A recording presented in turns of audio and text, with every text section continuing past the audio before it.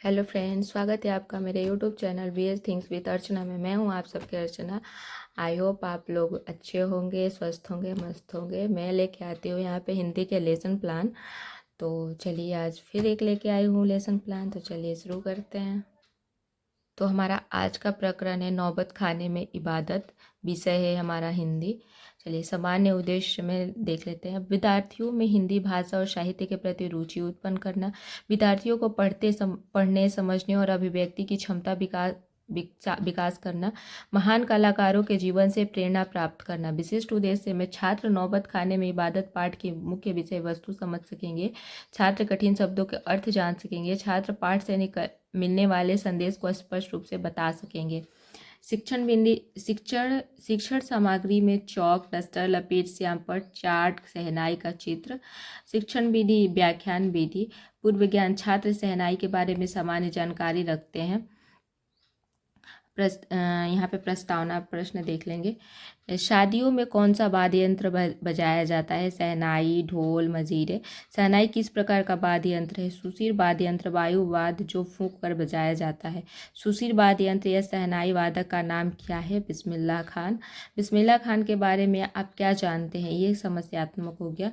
उद्देश्य कथन में देंगे, छात्रों आज हम बिस्मिल्लाह खान के बारे में विस्तार से अध्ययन करेंगे। यहाँ पे शिक्षण बिंदु, छात्र अध्यापिका कथन, छात्र की ओर श्यामपट्ट कार्य। शिक्षण बिंदु में लेखक परिचय, छात्र अध्यापिका कथन में देखते हैं। यतीन्द्र मिश्र हिंदी के प्रसिद्ध लेखक, कवि और संगीत चिंतक हैं।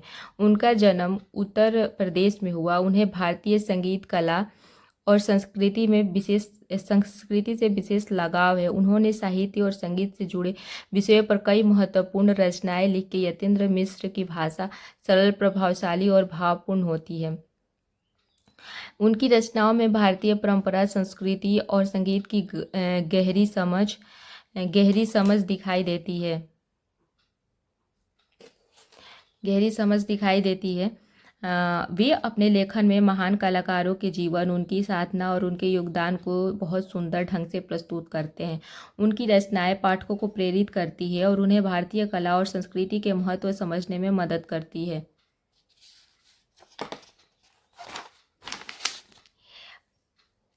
शिक्षण बिंदु में पाठ परिचय देंगे, छात्र अध्यापक कथन।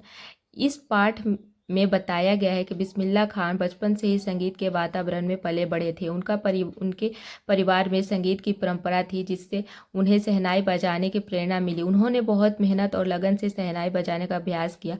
बिस्मिल्लाह खान के लिए शहनाई बजाना केवल एक कला नहीं थी, बल्कि वह उसे ईश्वर की पूजा या इबादत मानते थे। वे मानते थे कि सच्ची साधना और समर्पण से ही किसी कला में महानता प्राप्त की जाती है।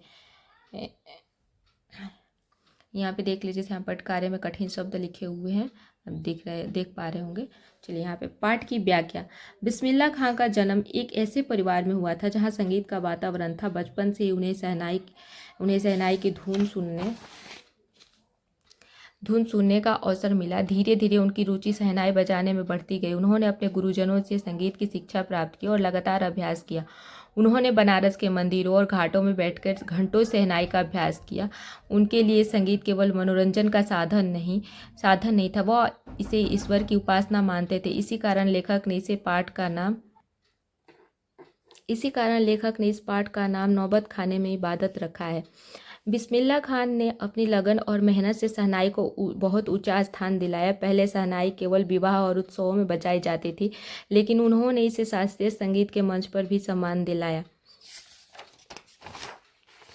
चलिए पुनरावृत्ति प्रश्न है, नौबत खाने में इबादत पाठ के लेखक कौन है? बिस्मिल्लाह खान किस वाद्य यंत्र के प्रसिद्ध वादक थे?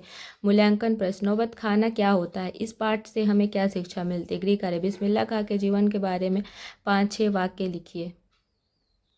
तो फ्रेंड्स, ये था आज का प्रकरण। तो आई होप आप लोगों को वीडियो अच्छा लगा हो तो प्लीज़ कमेंट करके बताइए दूसरे सब्जेक्ट या किसी चीज़ पे क्या लाऊं मैं। और आई होप आप लोगों को वीडियो अच्छा लगे, और अच्छा लगे तो please like share and subscribe करिए। Thank you.